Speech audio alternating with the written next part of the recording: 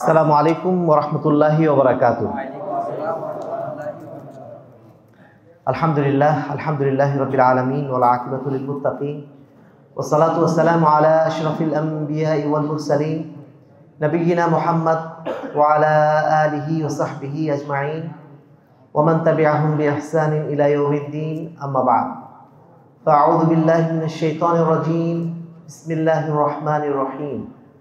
লাকাদ কানা লাকুম ফি রাসূলিল্লাহি উসওয়াতুন হাসানাহ লিমান কানা ইয়ারজুল্লাহ ওয়াল ইয়াওমাল আখির ওয়া যাকারাল্লাহা কাসীরা।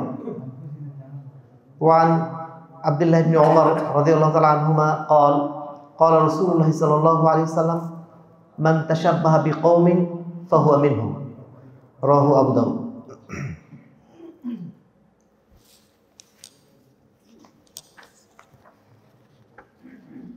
ত্রিমোহনী পশ্চিমপাড়া আহলে হাদিস জামে মসজিদ কর্তৃক আয়োজিত 13তম বার্ষিক ওয়াজ মাহফিল।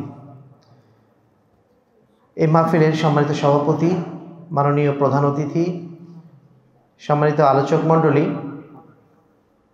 উপস্থিত আহলে হাদিস আন্দোলন বাংলাদেশ আহলে যুব সংঘের সম্মানিত দায়িত্বশীল বৃন্দ, সুধী মণ্ডলী, অত্র এলাকার বিভিন্ন প্রান্ত থেকে আগত মুরব্বিয়ানে কেরাম, প্রাণপ্রিয় তরুণ ও যুবক ভাইরা, প্রশংসা আল্লাহ রাব্বুল আলামিনের জন্য যার অশেষ রহমতে আজকের এই শীতের রাতে এমন একটি সুন্দর পরিবেশে, যদিও সাধারণত এইরকম পরিবেশে ওয়াজ মাহফিল হয় না, আমরা যেটা সাধারণত অভ্যস্ত বাইরে উন্মুক্ত ময়দানে, তা আজকে একটা নতুন ধরনের পরিবেশে, যে পরিবেশে আলহামদুলিল্লাহ খুব আরামদায়ক পরিবেশ আর কি, যদিও ঠান্ডার কোনো আঁচ আমরা পাচ্ছি না, এরকম একটা পরিবেশে আল্লাহ রাব্বুল আলামিন আমাদেরকে শুধুমাত্র তার দ্বীনের উদ্দেশ্যে কিছু সময় এখানে কুরবানি করার সুযোগ দিয়েছেন। এই জন্য আল্লাহ দরবারে শুকরিয়া আদায় করছি, আলহামদুলিল্লাহ। দরুদ ও সালাম বর্ষিত হোক শেষ নবী আহমদ মুস্তাফা মুহাম্মদ মুস্তাফা সাল্লাল্লাহু আলাইহি ওয়াসাল্লামের প্রতি, যার আদর্শকে সমাজে সর্বত্র ছড়িয়ে দেওয়ার জন্যই আমাদের এই সার্বিক প্রচেষ্টা। সম্মানিত উপস্থিতি, আমার পূর্বে এই দুইজন অত্যন্ত যোগ্য আলোচক তারা আলোচনা করে গেছেন। আপনারা দীর্ঘক্ষণ আলোচনা শুনেছেন। এতক্ষণ যে আপনারা আছেন আমি দেখে অবাক হয়ে গেছি। যাওয়ার সময় দেখলাম যে অল্প কিছু মানুষ ছিলেন, এখন মনে হয় আরো বাড়লো। সাধারণত কমে যায়, বাড়লো কেন বুঝলাম না। এবং আপনারা এতক্ষণ আছেন কেন তাও বুঝছি না। 10টা তো বেজে গেল, আমি ভাবছি তো চলে যাবেন আপনারা। তো আমি খুব বেশি সময় আপনাদের কাছ থেকে নেব না, যেহেতু 10টা অলরেডি বেজে গেছে, 10:30 মানে অনেক রাত। যদিও ওয়াজ মাহফিলে রাত 12টা 1টা পর্যন্ত হয়, কিন্তু এটা তো মানে কি বলবো, এটাকে আমরা আসলে মন থেকে সাপোর্ট করতে পারি না। কারণ যারাই এই 11টা 12টা পর্যন্ত মাহফিল চালান, আমার মনে হয় সেই মাহফিলের মুসল্লিরা খুব কম সংখ্যকই আছেন যারা ফজরের সালাতটা ধরতে পারেন। এটা আমাদের জন্য আসলে একটা ওইরকম কালচার হয়ে গেছে, যেখান থেকে বেরিয়ে আসা দরকার আমাদের। সম্মানিত উপস্থিতি, আজকে কয় তারিখ? 1 তারিখ, মানে 2025 সালের প্রথম দিন। নতুন বছর, একটা নতুন ফিলিংস আসছে বোধহয়, তাই না? নতুন করে সবকিছু শুরু করব, এরকম একটা চিন্তা ভাবনা মাথায় আসছে। আসলে মুসলমানদের কাছে নতুন দিন বলে কিছু আছে? সব দিনই সমান, সব দিনই সমান। তারপর একটা নিউ স্টার্ট এরকম মনে হয়। আর এইটাকে কেন্দ্র করে গতকালকে সারা বাংলাদেশ শুধু না, সারা বিশ্বব্যাপী আপনারা নিশ্চয়ই লক্ষ্য করেছেন কিভাবে একটা উন্মাদনা ছিল। এই বছর মানে একটু কম ছিল বাংলাদেশে নাকি? বাংলাদেশে বিশেষ করে আমাদের রাজশাহী, তো আমরা রাজশাহী মফস্বলের লোক, আমাদের ওইখানে এবার একটু কম মনে হয়েছিল অন্যবারের তুলনায়। কিন্তু ঢাকাতে আমরা পত্রপত্রিকায় দেখলাম বা ভিডিওতে দেখলাম যে আতশবাজির যে প্রতিযোগিতা, এটা একদম সেই লেভেলে ছিল। তো এই যে একটা উন্মাদনা একটা মুসলিম সমাজে কিভাবে আসলো, আসলে এই জিনিসটার উদ্ভাবনটা কিভাবে হলো, এই বিষয়গুলো আমরা চিন্তা করাও এখন ছেড়ে দিয়েছি। মনে হচ্ছে নতুন বছর আসবে, একটু আনন্দ উৎসব হবে, সমস্যা কি? ছেলেপেলে একটু আনন্দ মানে ব্যান্ডবাজি করবে, সমস্যাটা কি? এই ধরনের ছোটখাটো কিছু বিষয় বলে আমরা এটাকে এড়িয়ে যাওয়ার চেষ্টা করি। তো আমরা সংক্ষেপে আজকে সেই বিষয়ে আলোচনা করতে চাইবো যে আসলে আমরা মুসলিম সমাজে বসবাস করি, এই সমাজ মুসলমানদের সমাজ, এই সমাজে এই যে কালচারাল অ্যাটাক, কালচারাল হেজেমনি, এই যে কালচারাল একটা আগ্রাসন, এই জিনিসটা কিভাবে ঢুকলো এবং এখান থেকে কেন আমরা মুক্তি পাচ্ছি না, বা এটাকে আমরা আদৌ কোনো আগ্রাসন মনে করি কিনা। এটা এমন স্বাভাবিক হয়ে গেছে যে এটা আসলে মানে মুসলিম সমাজের বাইরের কোনো কালচার, সেটা ভাবারও আমাদের সময় নেই। সবাই করছে তাই করছি, সবাই বাজি ফুটা আমি ফুটাচ্ছি, সবাই গান বাজায়, আমি গান বাজাচ্ছি, সবাই পিকনিক করে তাই আমি করছি। বিষয়টা এভাবে চলে আসছে, তাই না? একটা মুসলিম সমাজ কি এরকম হওয়ার কথা কিনা, এ বিষয়ে আমি আজকে সংক্ষেপে কয়েকটি কথা বলে আমার বক্তব্য শেষ করব। আমরা মুসলিম, আমাদের সামনে আল্লাহ রাব্বুল আলামিন একটা প্যারামিটার সেট করে দিয়েছেন, একটা মডেল সেট করে দিয়েছেন, একটা আদর্শ সেট করে দিয়েছেন। সেই আদর্শটা কার মাধ্যমে সেট করেছেন? আমাদের নবী মুহাম্মদুর রাসূলুল্লাহ সাল্লাল্লাহু আলাইহি ওয়াসাল্লাম। তিনি আমাদের একমাত্র আদর্শ, তাই না? সব ক্ষেত্রে, নাকি শুধু সালাতের ক্ষেত্রে? প্রতিটা ক্ষেত্রে। লাকাদ কানা লাকুম ফি রাসূলিল্লাহি উসওয়াতুন হাসানাহ, আল্লাহ বলছেন তোমাদের জন্য আল্লাহর রাসূলের মধ্যেই রয়েছে উত্তম আদর্শ। লিমান কানা ইয়ারজুল্লাহ, যারা আল্লাহর সাথে সাক্ষাৎ করতে চায়, ওয়াল ইয়াউমাল আখির, এবং কাল কিয়ামতের দিন সফলদের কাতারে যারা যেতে চায়, তাদের জন্য আল্লাহর রাসূল হচ্ছেন মডেল, সবার জন্য না। যারা মনে করে আমাদের জান্নাত জাহান্নাম কিছু নাই, আল্লাহর সাথে সাক্ষাৎ করার কোনো প্রয়োজন নাই, তাদের হিসাব আলাদা। কিন্তু একজন মুসলিম যিনি আল্লাহর সাথে সাক্ষাৎ করতে চান, যার কাছে আখিরাতের গুরুত্ব আছে, তিনি সর্বক্ষেত্রে কাকে মডেল হিসেবে গ্রহণ করবেন? মুহাম্মদুর রাসূলুল্লাহ সাল্লাল্লাহু আলাইহি ওয়াসাল্লামকে। এখন কেউ যদি আমরা মুহাম্মদুর রাসূলুল্লাহ সাল্লাল্লাহু আলাইহি ওয়াসাল্লামকে বাদ দিয়ে অন্য কাউকে মডেল হিসেবে গ্রহণ করি, তাহলে তার শাস্তিটা কি? আল্লাহ রাসূল বলে দিয়েছেন খুব স্পষ্টভাবেই, বহু আগে বলে দিয়েছেন, মান তাশাব্বাহা বিকওমিন ফাহুয়া মিনহুম। যেই ব্যক্তি যেই কওমের, যেই গোত্রের, যেই জাতির অনুসরণ করবে, সে সেই জাতিরই অংশ হিসাবে গণ্য হবে। অর্থাৎ ইহুদি খ্রিস্টানরা যেই কালচারগুলো ফলো করে, সেই কালচারগুলো আমি আপনি যদি ফলো করি, তাহলে আমি আপনি তাদেরই গোত্রভুক্ত হয়ে যাবে। এটা কার ঘোষণা? এটা কার ঘোষণা? মুহাম্মদুর রাসূলুল্লাহ সাল্লাল্লাহু আলাইহি ওয়াসাল্লামের।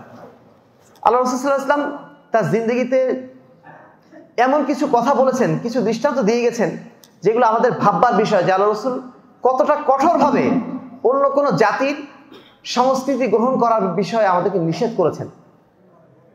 একটা সামান্য বিষয় আমাদের ভাই আলোচনা করছিলেন সালাত নিয়ে। সালাত কত গুরুত্বপূর্ণ একটা ইবাদত, তাই না?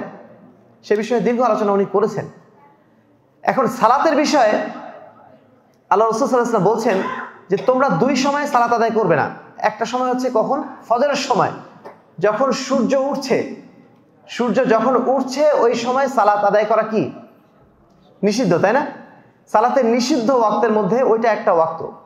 সেই জায়গায় আল্লাহ রাসূল কি বলছেন যে এই সময়ে সালাত নিষিদ্ধ কেন? কারণ এই সময় শয়তান তার শিংটা সূর্যের মাথায় দিয়ে দেয়, এবং যারা কাফের তারা এই সময় ইবাদত করে, যারা সূর্যের পূজারী তারা এই সময় সূর্যের ইবাদত করে। একজন মুসলমান যখন সে সালাত আদায় করে, সে কি আসলে সূর্যের ইবাদত করে? সে তো সূর্যের ইবাদত করে না। সূর্যের ইবাদত করে কারা? কাফেররা করে। তো কাফেররা করছে, করুক, আমাকে কেন নিষেধ করা হবে? এইখান থেকে, এই হাদিস থেকে ওলামায়ে কেরাম একটা বড় একটা মাসলা ইস্তেমবাদ করছেন, এটাই যে কোনো কওমের সাদৃশ্য রাখার কোনো সুযোগ নেই কোনো অবস্থাতেই। এমনকি সালাতের সময়ও যদি দেখা যায় যে অন্য কওম কোনো মানে আচার বা কোনো রেওয়াজ পালন করে, তাহলে ওই সময় সালাতও আদায় করা যাবে না, যেন তাদের রেওয়াজের সাথে, তাদের সাথে যেন কোনোভাবে সাদৃশ্য তৈরি না হয়। আল্লাহ রাসূল বলছেন যে তোমরা দাড়ি ছেড়ে দাও না, তোমরা দাড়ি ছেড়ে দাও, গোফ কাটো। কেন? খালিফুল ইয়াহুদ নাসারা, কারণ ইহুদি নাসারা তারা দাড়ি রাখে না, তারা গোফ বড় করে আর দাড়ি কেটে ফেলে। তোমরা তাদের খেলাফ করো, তাদের বিপরীত করো। আল্লাহ রাসূল বলছেন যে তোমরা তোমাদের চুল, সাদা চুল বা সাদা দাড়ি খেজাব লাগাও, অর্থাৎ মেহেদি লাগিয়ে দাও। কারণ ইহুদি খ্রিস্টানরা খেজাব লাগায় না, তারা সাদা রেখে দেয়। এই জন্য তাদের বিপরীত করার জন্য তোমরা এটা করো। আশুরা সিয়াম, আশুরা সিয়ামের বিষয়ে যখন সাহাবায়ে কেরাম বলেন, হে আল্লাহর রাসূল, এই দিন তো আশুরার দিন ইহুদি খ্রিস্টানরা তারা সিয়াম রাখে, তখন আল্লাহ রাসূল বলছেন যে ইহুদি খ্রিস্টানরা যে সিয়াম রাখে তাদের চেয়ে আমি বেশি হকদার ওই দিন সিয়াম রাখার জন্য। তবে তারা যেহেতু ওই দিন সিয়াম পালন করে, আমি একদিন আগে বা একদিন পরে সিয়াম আদায় করব, সেই দিনও পালন করব, আরেকদিন এক্সট্রা করব। কেন? খালিফুল ইয়াহুদ আর নাসারা, ইহুদি এবং নাসারাদের বিপরীত করতে হবে। অর্থাৎ আল্লাহ রাসূলের যে মানহাজ, তার যে মাসলাক, সেটা ছিল সম্পূর্ণ ইহুদি খ্রিস্টানদের বিপরীত। ইহুদি খ্রিস্টান যা করবে তার বিপরীত করবেন তিনি। এটা হচ্ছে ইসলামের একটা বড় মূলনীতি, যে ইসলাম কোনো অবস্থাতেই অন্য কোনো কওমের সাথে, অন্য কোনো জাতির সাথে তাশবিহ রাখে না, অন্য কোনো জাতির সাথে সাদৃশ্য রাখে না। সেটা যে কালচারালি হোক, সেটা ইবাদতগতভাবে হোক, যে কোনোভাবে হোক, কোনো ধর্মের রেওয়াজ, কোনো বিজাতীয় জাতির কোনো রেওয়াজকে ইসলাম তাদের নিজেদের সংস্কৃতির মধ্যে ঢুকতে দেয় না। এটা ইসলামের একটা কড়া মূলনীতি। এই বিষয়টা আমাদের কাছে এখন হয়ে গেছে সবচেয়ে হালকা। আমরা আহলুল হাদিসরা সাধারণত আকীদা নিয়ে অনেক কথা বলি, তাওহীদ নিয়ে অনেক কথা বলি, মানহাজ নিয়ে অনেক কথা বলি, আল্লাহ রাসূলের সুন্নাত নিয়ে অনেক কথা বলি। এই কারণে এই জিনিসটা অনেকটা ছাড়া পড়ে যায়। এই বিষয়ে আলোচনাটা অনেক সময় আমরা করি না, যে কালচারাল অ্যাটাক যেটা হচ্ছে আমাদের, বা আমরা কালচারালি সাংস্কৃতিকভাবে অন্য জাতির সাথে মিশে যাচ্ছি, এই জায়গাটা অনেক সময় আমাদের আলোচনা হয় না বলে আমাদের আহলে হাদিস সমাজের মধ্যেও আমরা এই বিজাতীয় কালচারগুলো অনেক বেশি লক্ষ্য করছি। বিজাতীয় কালচারগুলোর মধ্যে অন্যতম কালচার যেটা আমরা গতকালকেই দেখেছি, সেটা হচ্ছে দিবস পালনের কালচার, বর্ষবরণের কালচার। বর্ষবরণ আমরা দুইবার করি, একবার হচ্ছে 31st নাইট, আরেকটা কি বাংলা নববর্ষ। ইংরেজি নববর্ষকে আরবি নববর্ষকে পালন করেন, হিজরি নববর্ষের খবরই রাখেন না। সেটা পালন করতে আমি বলছি না, কিন্তু সেটার খবরই রাখেন না আপনারা। কিন্তু এমন দুটো জিনিসের খবর রাখেন আপনারা, যে জিনিসটা পুরোপুরি ইহুদি খ্রিস্টানদের কালচারের সাথে সম্পূর্ণভাবে যুক্ত। এই যে মাসগুলোর নাম আমরা বলি না, জানুয়ারি, ফেব্রুয়ারি, মার্চ, এপ্রিল, এই যে নামগুলো বলছি না, এই নামগুলো আপনারা কি জানেন যে এগুলো শুধু মাসের নাম না, এগুলো হচ্ছে প্রত্যেকটা এক একটা দেবতার নাম, গ্রিক দেবতার নাম। জানুয়ারি শব্দটা আসছে কোথা থেকে? জানুস থেকে। জানুস হচ্ছে মানে আপনার গ্রিকদের একজন দেবতার নাম। প্রত্যেকটা মাসের নাম এক একটা দেবতার নামে। আমরা যে বার বলি না, স্যাটারডে, সানডে, মানডে, সবগুলো এক একটা দেবতার নাম। শুধু তাই না, আমরা বাংলায় বলি না শনিবার, রবিবার, প্রত্যেকটা এক একটা হিন্দুদের দেবদেবীর নাম। আমাদের কালচারের মধ্যে এমনভাবে এগুলো ঢুকে গেছে, আমরা জানি না এগুলোই আমরা নিয়মিত ব্যবহার করে যাচ্ছি। সম্মানিত উপস্থিতি, বর্ষবরণের যে কালচার, এই কালচার মুসলমানদের কালচার না।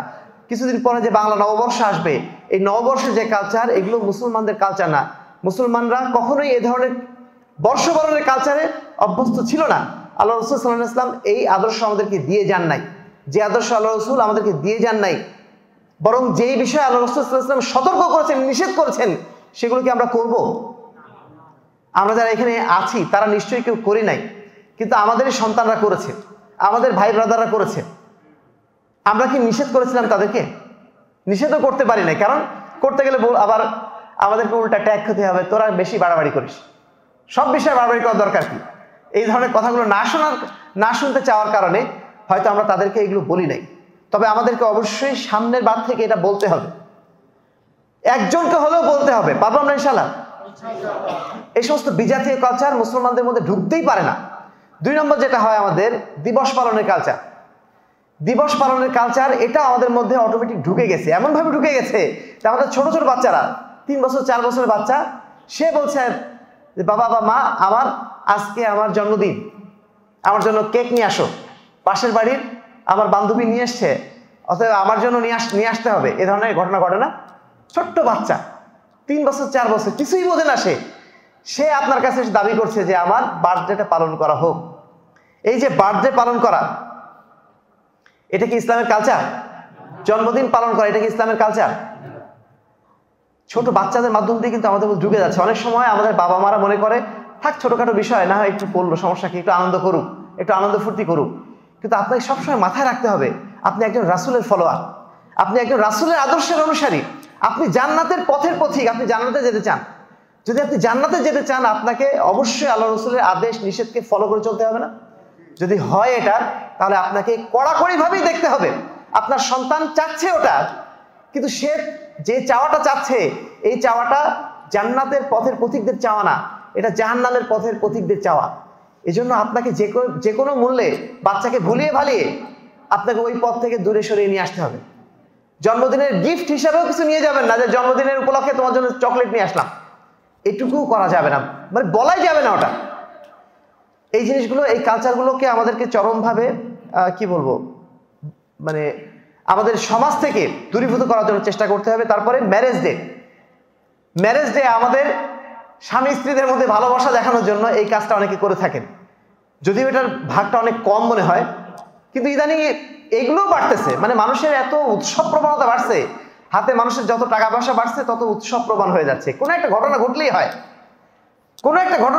তার জন্য একটা উৎসব করতে হবে। সবাই মিলে একসাথে যে কোনো একটা রেস্টুরেন্টে যে খেতে হবে, এটা এখন কমন একটা কালচার হয়ে গেছে। আমরা আপনাদের প্রতি বিনীত অনুরোধ জানাবো, দিবস পালনের কোনো কালচার ইসলামের নাই। যে কোনো দিবস, সেটা জন্মদিবস হোক, মৃত্যু দিবস হোক, বা যে কোনো ধরনের আনন্দ উৎসব হোক, কোনো দিবস উপলক্ষে কোনো আয়োজন বিশেষভাবে করা যাবে না। কারণ আমরা দিবস পূজায় বিশ্বাসী না, আমরা কোনো দিনকে বিশেষভাবে পূজা করি না। আমরা যে আজকের দিনে ধরে নেন, আজকের দিনে আমরা পৃথিবীতে জন্মগ্রহণ করেছি, এই দিনের কোনো কৃতিত্ব আছে যে আমাকে আজকের দিনে নিয়ে এসছেন? কে নিয়ে এসছেন আমাকে? আল্লাহ রাব্বুল আলামিন নিয়ে এসছেন। এই দিনের কোনো কৃতিত্ব নেই। আমরা এমনভাবে দিবস উদযাপন করি, মনে হয় যেন এই দিবসটাই আমাদেরকে এই পৃথিবীতে নিয়ে এসেছে। এই দিবসের আমরা পূজা করা শুরু করে দিই।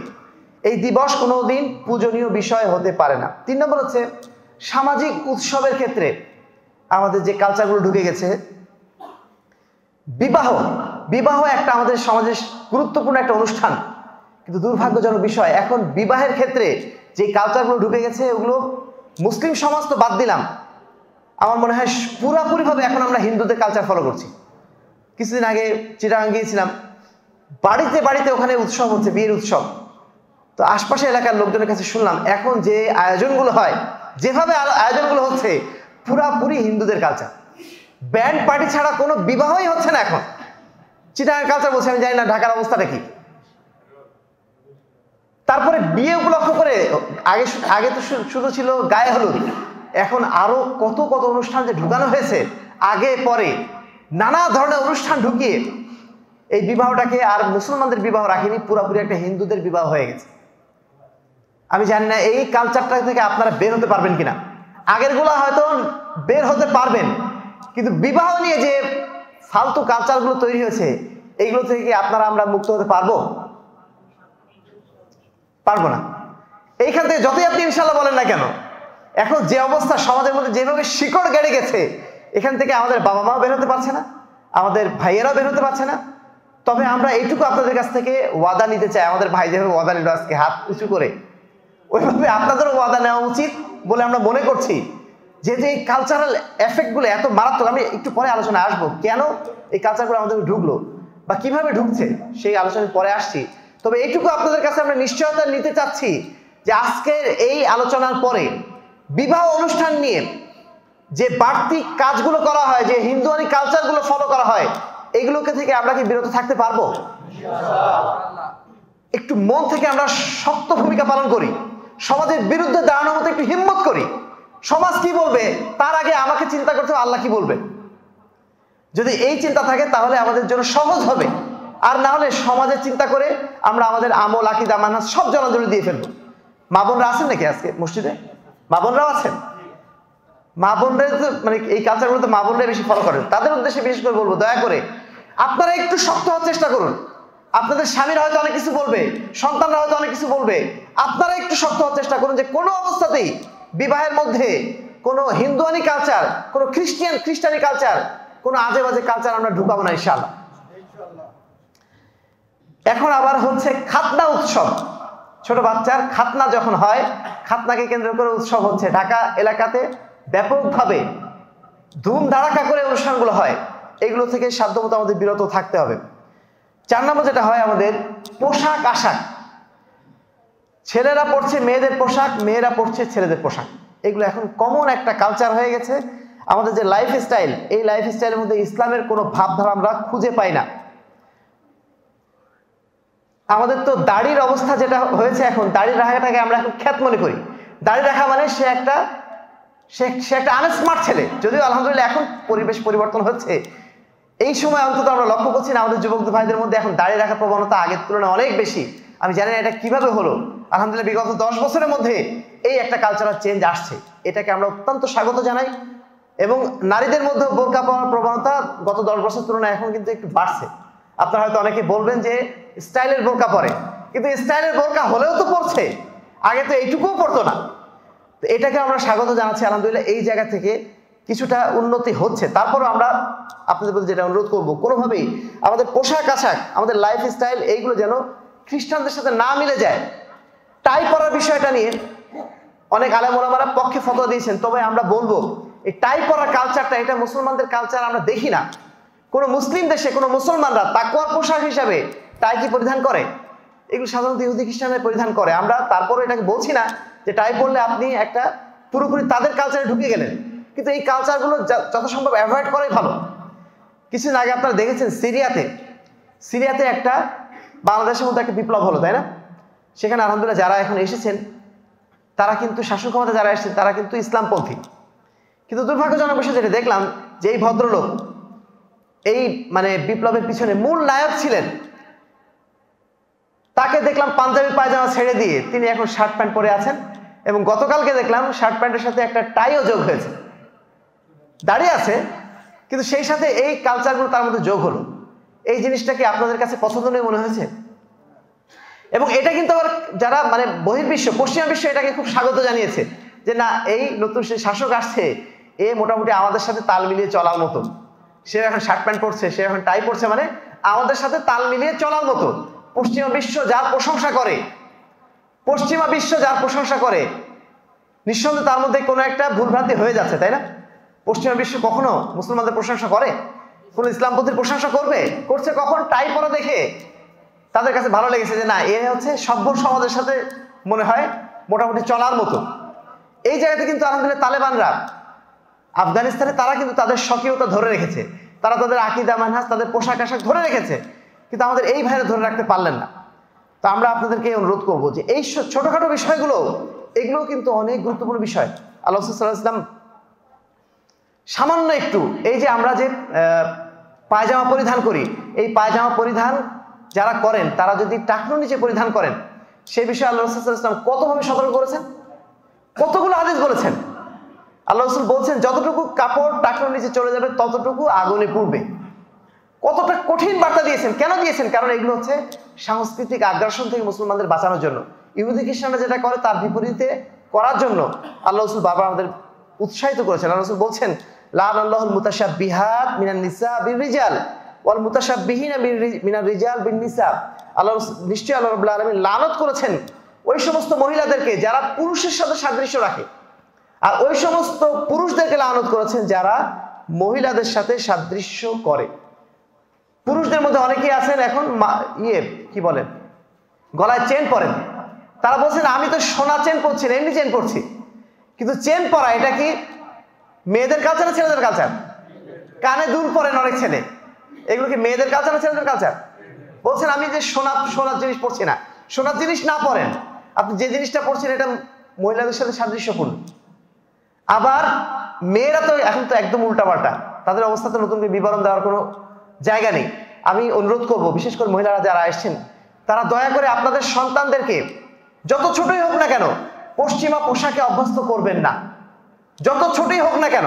অনেকে মনে করেন ছোট বাচ্চা পড়ুক, এগুলো ছোট বাচ্চাদেরকেও এই সুযোগটা আপনারা দেবেন না, তাদেরকেও ছোটবেলা থেকেই শালীন পোশাকে অভ্যস্ত করান। পশ্চিমাদের সাথে যেন কোনো প্রকার সম্পর্ক, কোনো প্রকার সাদৃশ্য যেন আমাদের তৈরি না হয়, কোনো অবস্থাতে যেন না হয়। 5 নম্বর যেটা, সেটা হচ্ছে আমাদের ইবাদতের মধ্যেও চলে এসছে হিন্দুয়ানি সংস্কৃতি এবং অমুসলিমদের সংস্কৃতি। যেমন আমাদের সমাজে আহলে হাদিসের মধ্যে আমরা লক্ষ্য করেছি যে একজন মানুষ মারা গেলে তার জন্য করা হয় কুলখানি 7 দিন পরে, 40 দিন পরে করা হয় কি চল্লিশা। এই কুলখানি এবং চল্লিশা এটা কি মুসলমানদের কালচার? কাদের কালচার? হিন্দুদের কালচার। হিন্দুরা 7 দিন পরে তার একটা সিস্টেম আছে, তাদের 40 দিন পরে একটা সিস্টেম আছে। ওই জিনিসটা আমার আপনার মধ্যে ঢুকলো কি করে? এমনকি ইবাদত মনে করে, অন্য কাজগুলো তো এমনি ফ্যাশন মনে করে, আর এটা সরাসরি ইবাদত মনে করে।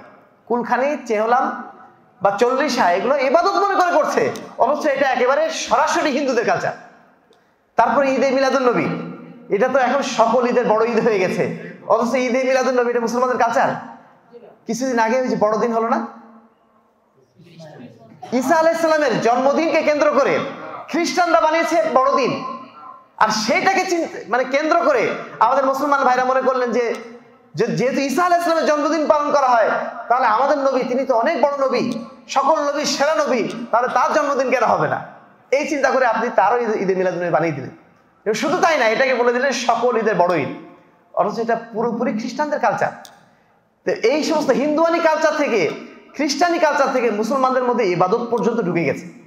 সম্মানিত উপস্থিতি, তাহলে 5টা বিষয় আমরা উল্লেখ করলাম কিভাবে মুসলমানদের মধ্যে এই হিন্দুয়ানি কালচারগুলো বা খ্রিস্টানি কালচারগুলো বা মুসলিমদের কালচারগুলো ঢুকে গেছে।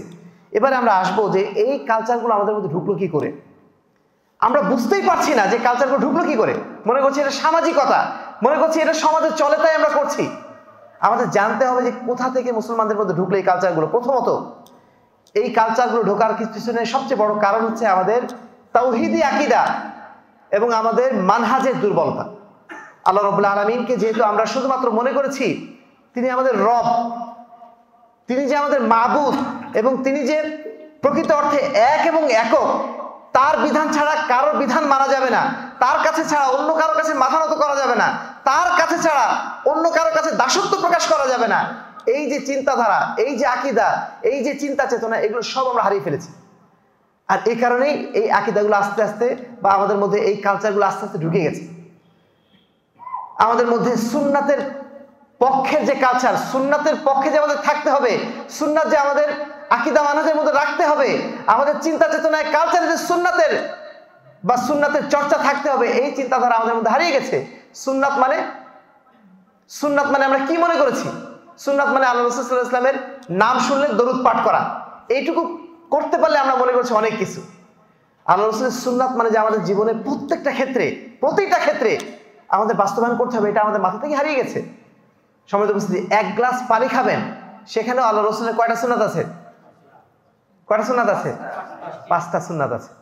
এক গ্লাস পানি খাবেন, সেখানে 5টা সুন্নাত আছে। সকাল থেকে উঠে, ঘুম থেকে ওঠার পর থেকে রাতে ঘুমাতে যাবেন, প্রত্যেকটা ক্ষেত্রে আল্লাহ রাসূলের সুন্নাত আছে। পেশাব পায়খানা করবেন, সেখানেও সুন্নাত আছে। সব জায়গাতে সুন্নাত আছে। কিন্তু এই সুন্নাতগুলো আমাদের কাছে সব কি বলবো, এগুলো চরম অবহেলার বিষয়বস্তু হয়ে গেছে। সুন্নাত মানে শুধুমাত্র আল্লাহ রাসূলের নামে দরুদ পাঠ করা ছাড়া আর কোনো সুন্নাত আমাদের সামনে নাই। সম্মানিত উপস্থিতি, তো আমাদের এই সংকটের সবচেয়ে বড় কারণ যেটা, সেটা হচ্ছে আমাদের আকীদা মানহাজ দুর্বল হয়ে যাওয়া। সেটা আল্লাহ রাসূল সাল্লাল্লাহু আলাইহি ওয়াসাল্লামের যুগের পরবর্তী যুগ থেকেই শুরু হয়েছে এবং আজ পর্যন্ত যে অবস্থা আমাদের, এই অবস্থা তো আরো খারাপের দিকে যেতে যেতে কোথায় যে চলে গেছে তার কোনো হিসাব কিতাব নেই।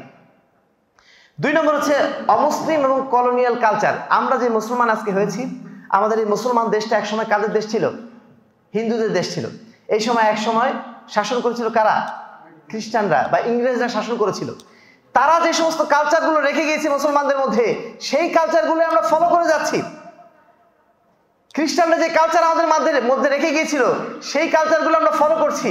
আমরা যখন শার্ট প্যান্ট পরি, আমরা যখন একটা টাই লাগিয়ে দিই, আমরা যখন গায়ে একটা ওভারকোট পরি, তখন আমাদের মনে হয় যে আমরা খুব বোধহয় স্মার্ট হয়ে গেলাম। এটা আমাদেরকে কে শিখালো? কিভাবে আমরা বুঝলাম যে আমরা স্মার্ট হয়ে গেছি? এটা আমাদের শিখিয়ে গেছে কারা?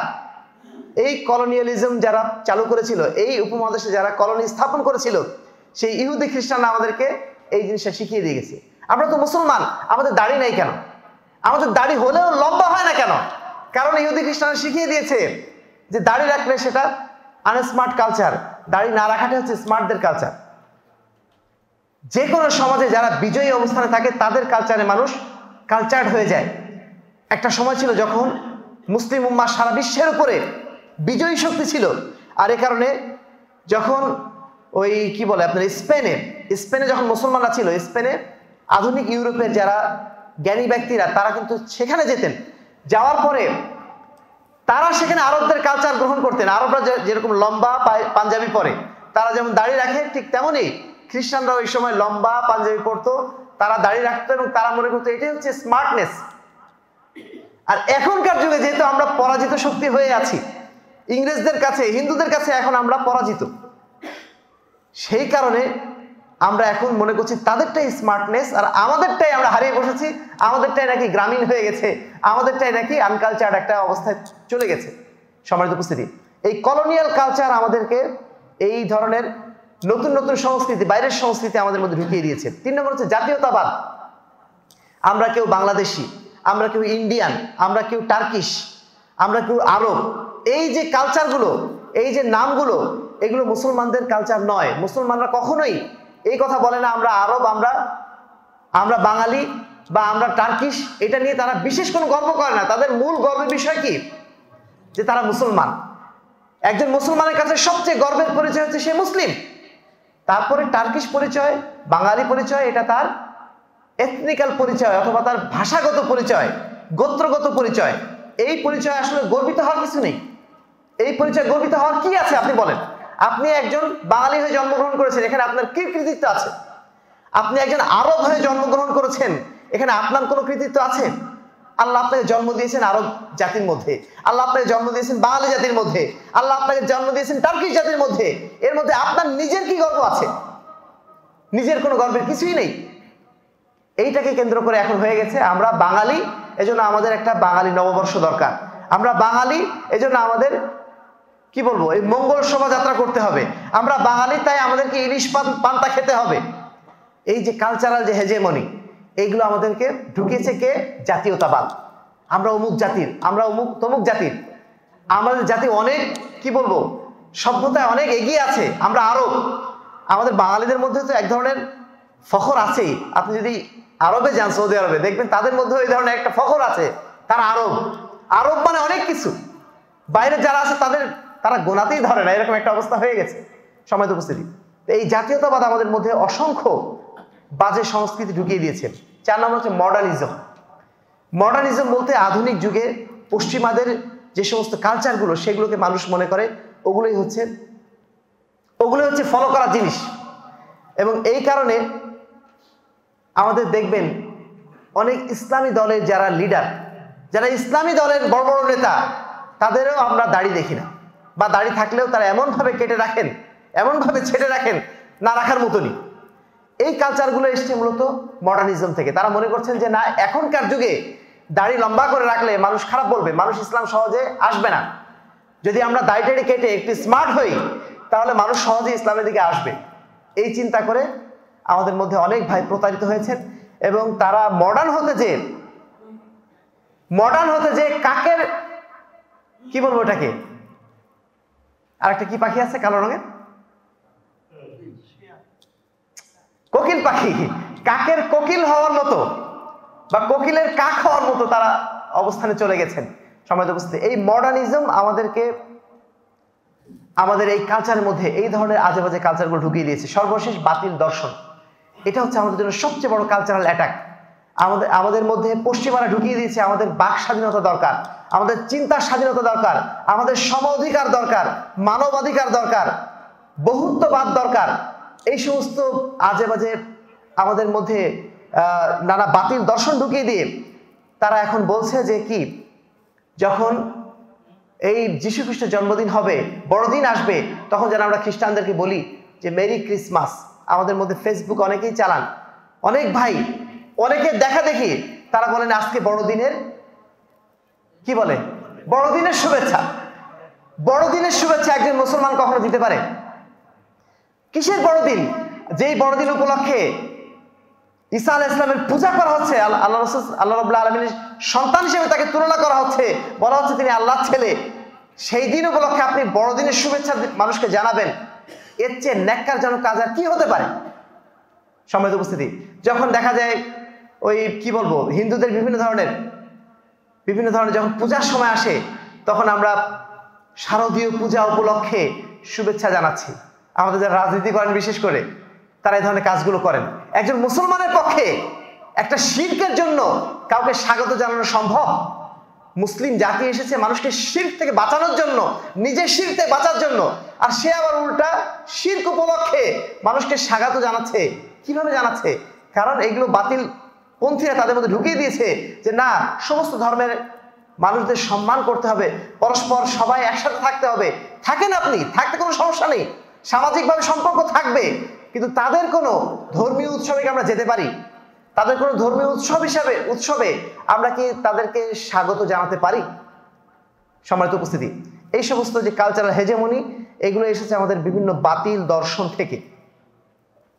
এখনকার যুগে নতুন করে এই যে ট্রান্সজেন্ডার এবং সমকামিতা, এত ন্যাক্কারজনক একটা বিষয়, এটা বলাটাই আমাদের জন্য লজ্জাস্কর। কিন্তু এই জিনিসটা আমাদের পাঠ্যপুস্তকের মাধ্যম দিয়ে, আমাদের বড় বড় বুদ্ধিজীবীদের মাধ্যম দিয়ে পশ্চিমারা কিন্তু আমাদের মধ্যে ইনজেক্ট করে দিচ্ছে, আমাদের মধ্যে বুঝাই দিচ্ছে এটা যে না, সবার এখানে থাকার অধিকার আছে। এমনকি আমাদের যে সমন্বয়ক, ছাত্র সমন্বয়ক যারা আছে, এদের মধ্যে একজন, তার প্রতিটা বক্তব্য আমি এটা শুনছি, বলছে প্লুরালিজমের কথা, বহুত্ববাদ, ডিফারেন্সের মধ্যে আমরা কিভাবে নেগোশিয়েট করতে পারি, সবাইকে নিয়ে আমরা কিভাবে চলতে পারি, এই যে চিন্তাধারার মধ্যে দিয়ে তারা ঢুকিয়ে দিচ্ছে যারা সমকামী তাদেরও নাকি সমাজে একটা অধিকার আছে, যারা ট্রান্সজেন্ডার তাদেরও নাকি সমাজে তাদের নীতি প্রচার করার অধিকার আছে। আজে বাজে যত জিনিস আছে দুনিয়াতে, সমস্ত জিনিসের প্রমোট করার সুযোগ তারা দিয়ে দিচ্ছে এই বাক স্বাধীনতার নাম করে, চিন্তার স্বাধীনতার নাম করে। অথচ বাক স্বাধীনতা, যারা কথা বলছে বাক স্বাধীনতার, তাদের মধ্যেই কি বাক স্বাধীনতা আছে? তারাই তো বাক স্বাধীনতার সুযোগ দিচ্ছে না। এখন যদি আপনি ফেসবুকে ইহুদিদের বিরুদ্ধে একটা কথা লেখেন যে ইসরায়েলিরা আজকে হামলা চালাচ্ছে, কোথায়? গাজাতে, ফিলিস্তিনে হামলা চালাচ্ছে, এই কথাটা যদি আপনি লিখে দেন, আপনার দেখবেন আগামীকালকে আপনার ফেসবুক ব্লক হয়ে গেছে, আপনি পেজ চালাতে পারবেন না। অথচ তারা বলছে যে বাক স্বাধীনতার দাবি তারা করছে।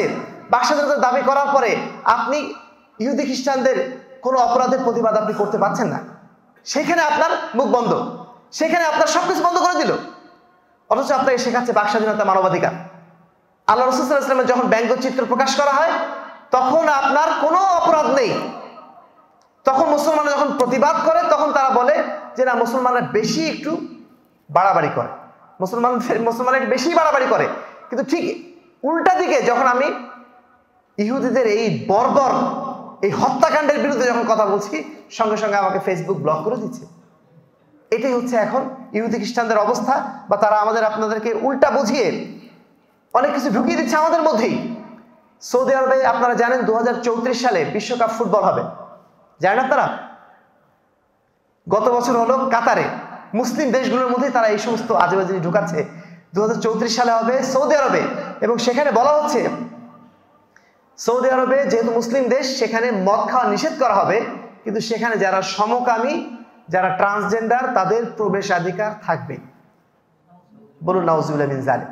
সৌদি আরব 10 বছর আগে থেকে ঘোষণা দিচ্ছে। এটা কেন ঘোষণা দিচ্ছে? তার মানে ইহুদি খ্রিস্টান তাদেরকে বাধ্য করাচ্ছে এই ঘোষণা দিতে, যে এদেরকে যেন সুযোগ দেওয়া হয়। এইভাবে তারা সমকামিতা এবং ট্রান্সজেন্ডার এটাকে তারা প্রমোট করছে এমন ভাবে যে আপনার সন্তানরা যদি আজকে ইউরোপ আমেরিকা থাকে, তাদের জিজ্ঞেস করে দেখেন যে এমন অনেক ফ্যামিলি আছে যেখানে বাবা মা দুইজনই ছেলে, এমন অনেক ফ্যামিলি আছে যেখানে বাবা মা দুইজনই মেয়ে। এত নিকৃষ্ট কালচার সেখানে প্রমোট করা হচ্ছে, অথচ সেটা বলা হচ্ছে কি? শুধু তাই না, সেটা মুসলমানদের মধ্যে চালু করা হচ্ছে।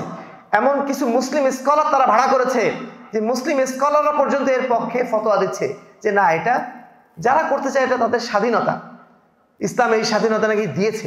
বলুন নাউজুবিল্লাহ মিন যালিক। সম্মানিত উপস্থিতি, তাহলে আমরা মোট 5টা কারণ উল্লেখ করেছি কিভাবে মুসলিম সমাজে এই এই সাংস্কৃতিক এই আগ্রাসনগুলো ঢুকে গেল। এখন আমাদের করণীয় কি? একজন মুসলিম হিসাবে আমরা যেহেতু সমাজে আমরা বাস করি, নানা ধরনের কালচার আমাদের মধ্যে এমনিতেই ঢুকবে, মিডিয়ার মাধ্যম দিয়ে হোক, আমাদের সন্তানদের মাধ্যম দিয়ে হোক, আমাদের সমাজের মাধ্যম দিয়ে হোক, এই কালচারগুলো আমাদের মধ্যে ঢুকে যাচ্ছে। এখন এই কালচারের বিরুদ্ধে আমাদের ভূমিকাটা কি হবে? প্রথম যেটা ভূমিকা হবে, আমাদের আগে জানতে হবে যে কোনটা বিজাতীয় কালচার, কোনটা মুসলমানদের কালচার। জানার কোনো বিকল্প নেই, আমাদেরকে অবশ্যই জানতে হবে। যদি আমরা ফিতনা থেকে বাঁচতে চাই, জাহান্নামের আগুন থেকে যদি আমরা বাঁচতে চাই, আমাদেরকে অবশ্যই জানতে হবে যে কোনটা বিজাতীয়দের কালচার, কোনটা মুসলমানদের কালচার। প্রথম কর্তব্য হচ্ছে আমাদের এই। যদি আমরা না জানি, নিঃসন্দেহে আমরা ভুল পথে চলে যাব। হাল ইয়াস্তাবিল্লাযিনা ইয়ালামুন আল্লাযিনা লা ইয়ালামুন। আল্লাহ বলছেন যারা জানে আর যারা জানে না তারা কি কখনো সমান হতে পারে? একজন মুসলিম, আমি জান্নাতে যেতে চাই, জান্নাতে যাওয়াই আমার লক্ষ্য, যে কোনো মূল্যে জাহান্নাম থেকে আমি বেঁচে থাকবো, যদি আমার এটাই উদ্দেশ্য হয়, তাহলে আমার জন্য কোনটা মন্দ কাজ, কোনটা ভালো কাজ, এটা আমার জন্য জানা ফরজ না? তলাবুল ইলমি ফরিদাতুন আলা কুল্লি মুসলিমিন। প্রত্যেক মুসলমানের জন্য দ্বীনের জ্ঞান অর্জন করাটা ফরজ। অনেক ভাই মনে করেন আমি অত মূর্খ সুর্খ মানুষ, আমি অত কিছু জানি না, অত কিছু বুঝি না। এই সমস্ত কথা বলে আল্লাহর কাছে কি পার পাওয়া যাবে? কোন একজন জাহেল ব্যক্তি যদি আল্লাহর কাছে যে বলে হে আল্লাহ আমি জাহেল ছিলাম, আমি জানতাম না, তাহলে সে যদি মুক্তি পেয়ে যায়, তাহলে ইমাম শাফি বলছেন তাহলে কোনো ব্যক্তির জ্ঞান অর্জন করার চেয়ে জ্ঞান অর্জন না করে মূর্খ থাকাটাই বেশি উত্তম হতো। কারণ আপনি আলেম হলে জানলেই তো বিপদ, অতএব না জানাটাই ভালো। তাহলে আল্লাহর কাছে ওজর দেওয়া যাবে যে আল্লাহ আমি জানতাম না, তাহলে না জানাটাই বেশি আপনার জন্য উত্তম হতো জানার চেয়ে। লাউ উযিরাল জাহিলু লিজাহলিহি লাকানাল জাহলু আফদালু মিনাল ইলমি। যদি একজন জাহেল ব্যক্তিকে তার মূর্খতার জন্য আল্লাহ রাব্বুল আলামিন ছেড়ে দিতেন, তাহলে একজন ব্যক্তির জ্ঞানী হওয়ার চেয়ে মূর্খ হওয়াটাই বেশি উত্তম ছিল। সুতরাং এটা আপনি মনে করবেন না যে আল্লাহর কাছে বলবো আমি জানতাম না, এই কথা বলে পার পাওয়া যাবে না। 2 নম্বর কাজ যেটা, সেটা হচ্ছে আমাদেরকে অবশ্যই দ্বীনের পথে সাধ্যমতো টিকে থাকার চেষ্টা করতে হবে। কোন জায়গায় আপোষকামী যদি আপনি হয়ে যান, না একটু না করলাম, আমি তো 5 ওয়াক্ত সালাত আদায় করি, সবকিছুই তো করছি, শুধুমাত্র ছেলেটা একটু আবদার পূরণ করছি, একটু বার্থডে পালন করছে, করুক না। অথবা বিয়ের সময় সারা জীবনে একবারই তো বিয়ে করবে, একটু আনন্দ করছে, করুক না। এই যে আপনি ছাড় দিয়ে দিলেন, এই ছাড় দেওয়াটার মানে আপনি আপনার সন্তানকে জাহান্নামের পথের দিকে ছেড়ে দিলেন। এই ছাড় দেওয়া যাবে না, যে কোনো মূল্যে ইস্তেকামাত ধরে রাখতে হবে। এই জন্য আল্লাহ রাসূল সাল্লাল্লাহু আলাইহি ওয়াসাল্লাম বলছেন কি, ইমানের পরে সবচেয়ে গুরুত্বপূর্ণ কাজ হচ্ছে ইস্তেকামাত, ইমানের উপর টিকে থাকা। স্বাধীনতা অর্জন করাটা অনেক সহজ, কিন্তু স্বাধীনতা রক্ষা করা কি সহজ? অনেক কঠিন কাজ। 5ই আগস্টে আপনারা যে একটা বিপ্লব করেছেন, সারা দেশকে একটা জালেম শাহী থেকে আপনি আপনার মুক্ত করেছেন, কিন্তু এখন কি হচ্ছে? প্রতিটা পদে পদে হোঁচট খেতে হচ্ছে না? স্বাধীনতা রক্ষা করা তো সহজ কাজ না। ঠিক তেমনি আপনি যখন ঈমান এনেছেন, ঈমান আনাটা সহজ কাজ, কিন্তু ঈমানের উপর টিকে থাকাটা অত্যন্ত কঠিন কাজ। এই জন্য আপনাকে অনেক কুরবানি দিতে হবে, অনেক আপনাকে কি বলবো, আপনাকে আপোষ থেকে দূরে থাকতে হবে, তাহলে আপনি টিকে থাকতে পারবেন। তো এই জায়গায় যদি আমরা সঠিকভাবে স্ট্রিক্টনেসটা বজায় রাখতে পারি, যে কোনো মূল্যে বাতিল থেকে নিজেকে দূরে রাখতে পারি, তাহলেই হয়তো বা আমরা বেঁচে যেতে পারি। আর না হলে যদি আমরা একটু ছাড় দেওয়া শুরু করে দিই, যতটুকু ছাড় দেবো ততটুকু আমাদের দিন থেকে হারিয়ে যাবে। এবং আপনি, শয়তান এমন একটা জিনিস করে রেখেছে, ছোট্ট একটা ফুটা যদি করতে পারে, ওই ফুটা দিয়ে বানের পানির মতো সব আপনার ধসিয়ে দিতে পারে। একটা বাঁধ আপনি দিয়ে রেখেছেন, ওই বাঁধটা পুরোটাই ঠিক আছে, একটা জায়গায় আপনি একটু ফুটা করে দিয়েছেন, ওই বাঁধটাকে টিকে থাকবে? ওই যে আপনার দেখলাম না আমরা কিছুদিন আগে কুমিল্লাতে এক জায়গায় পুরাটাই বাঁধ দেওয়া ছিল, এক জায়গায় বাঁধ একটু ভেঙে গেল, সেই ওইটুকু বাঁধ ভেঙে যাওয়ার কারণে পুরা কুমিল্লা মোটামুটি সয়লাব হয়ে গেল। তো ঠিক তেমনি ইমানের জায়গায় যদি আপনি একটু ছাড় দেন, সেই ছাড় দেওয়ার কারণে আপনার সমস্ত জীবনটা বাতিলের সয়লাব হয়ে যাবে। এজন্য যে কোনো মূল্যে চেষ্টা করতে হবে টিকে থাকার জন্য। রাজি আছেন তো ইনশাআল্লাহ? সর্বশেষ যেটা কাজ, সমাজকে সংস্কার করার জন্য আমাদের চেষ্টা নিতে হবে। আপনি একা সমাজে যদি একা বাঁচতে চাই, বাঁচতে পারবো না। সমাজ যদি সুন্দর না হয়, আপনি একা একা কিন্তু ভালো থাকতে পারবেন না। আপনি যদি একা ভালো থাকেনও, আপনার সন্তানরা ভালো থাকবে না, আপনার নাতি নাতনি ভালো থাকবে না, তারা তো ভুল পথে চলে যাবে। এই জন্য আপনার সন্তানের জন্য, আপনার নাতি নাতনির জন্য, আপনার পাড়া প্রতিবেশীর জন্য আপনাকে অবশ্যই আপনার সমাজকে সুন্দর করার জন্য কাজ করতেই হবে। যদি আপনি বেঁচে থাকতে চাই, আমার সমাজকে বাঁচিয়ে রাখাটাও এটাও আমাদের দায়িত্ব। আল্লাহ বলছেন, ওয়াত্তাকু ফিতনাতাল লা তুসিবান্নাল্লাযিনা যালামু মিনকুম খাসসা, তোমরা ওই ফিতনা থেকে নিজেদেরকে বাঁচানোর চেষ্টা করো, যেই ফিতনা শুধুমাত্র জালেমদেরকেই স্পর্শ করবে না, শুধুমাত্র জালেমদেরকেই স্পর্শ করবে না। অর্থাৎ যারা ধরেন আজকে পটকাবাজি করছে, গতকালকে যারা করলো এই কাজগুলো করার মাধ্যম দিয়ে শুধু কি তারাই ক্ষতিগ্রস্ত হবে? শুধু তারাই ক্ষতিগ্রস্ত হবে না, আমরাও ক্ষতিগ্রস্ত হয়ে যাব। এই জন্য তাদেরকে রক্ষা করাটা আমাদের জরুরি, আমাদের নিজেদের বাঁচানোর জন্য। ওই যে একটা হাদিস আপনারা পড়েছেন, যে একদল ব্যক্তি জাহাজে করে যাচ্ছিল, 2 তলায় কিছু লোক ছিল, নিচ তলায় কিছু লোক ছিল। 2 তলার লোক তারা পানি পাচ্ছে না, তখন তারা কি করলো, তার নিচতলায় এসে ওই জাহাজের নিচে ফুটা করা শুরু করে দিল। এখন জাহাজের নিচতলায় যারা বসে আছে, তারা যদি মনে করে ওরা যদি ফুটা করে তাহলে ওরাই ক্ষতিগ্রস্ত হবে, তারপরে তারা যদি চুপচাপ বসে থাকে, তাহলে কি হবে? এক সময় ফুটা হওয়ার পরে শুধুমাত্র ওপরে তারা লোক ক্ষতিগ্রস্ত হবে, আমরা যারা বসে আছি চুপচাপ দেখছি, আমরাও ক্ষতিগ্রস্তদের কাতারে পড়ে যাব।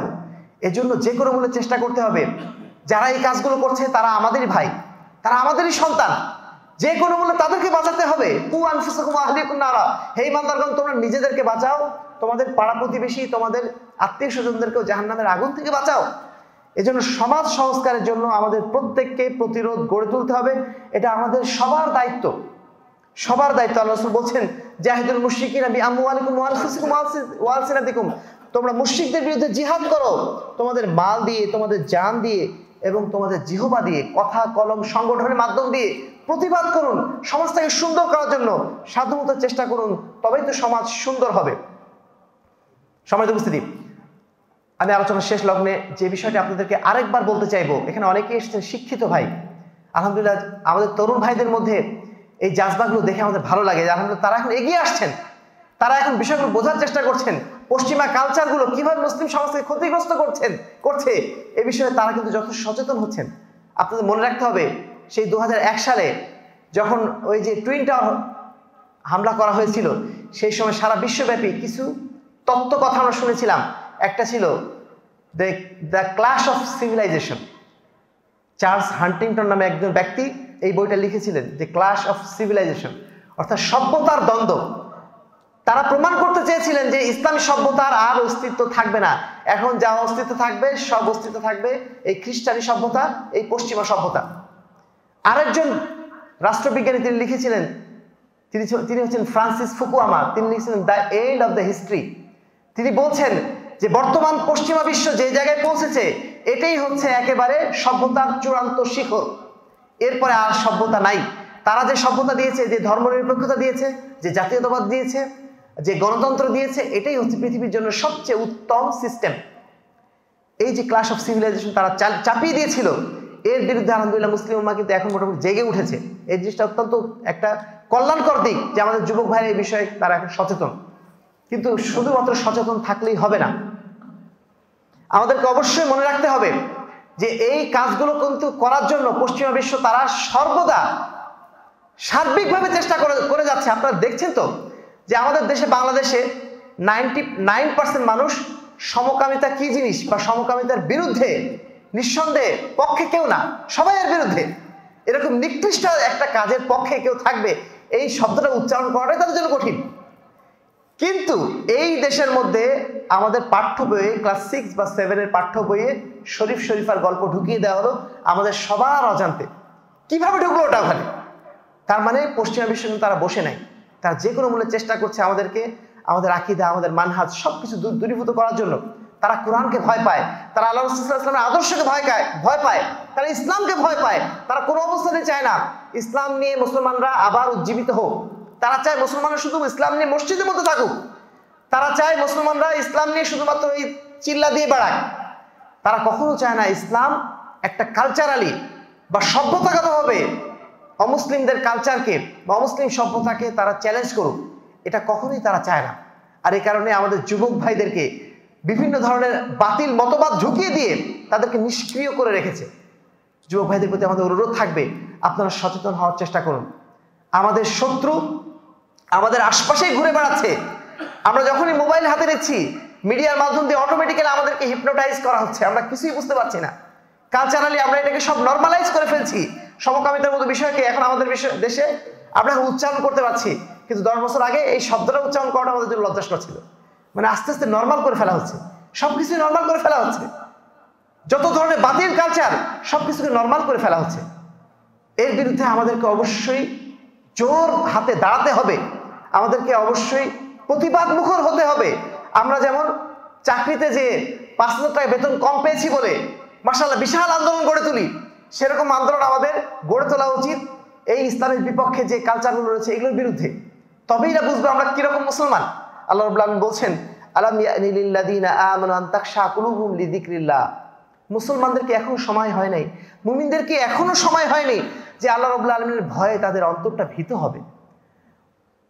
ওমা নাযালা মিনাল হক, এবং আল্লাহর পক্ষ থেকে যে সত্য নাজিল হয়েছে সেই সত্য গ্রহণ করার জন্য তাদের অন্তরটা প্রস্তুত হবে, এই সময় কি তাদের এখনো আসে নাই?